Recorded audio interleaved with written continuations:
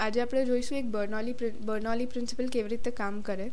એના માટે એક પ્લાસ્ટિક ટ્યુબની કોથળી જોઈશે જે 2.5 મીટર્સ અને લાંબી અને 12 સેન્ટીમીટર્સ પહોળી હોય.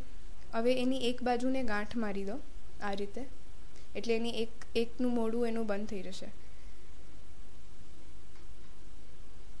હવે એક ફ્રેન્ડને કહો એક એન્ડ પકડવા ને જોરથી શ્વાસ લઈને મોઢું નજીક રાખીને ફૂંક મારો. ફેફસાની હવા કેટલી છે એ આનાથી ખબર પડી જશે. હવે 2.5 કે 3 લીટર્સ જેટલી જ ભરાશે હવા, આટલી જ.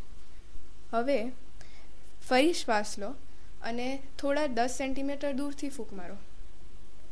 તો જોઈએ કે આટલી બધી હવા કેવી રીતે ભરાઈ ગઈ. આ જ બર્નોલી પ્રિન્સિપલ છે. હવે આપણે જોરથી ફૂંક મારીએ એટલે હાઈ વેલોસિટી ક્રિએટ થાય અને બાજુની લો વેલોસિટીની હવા અંદર જતી રહે એટલે આખું ભરાઈ ગયું.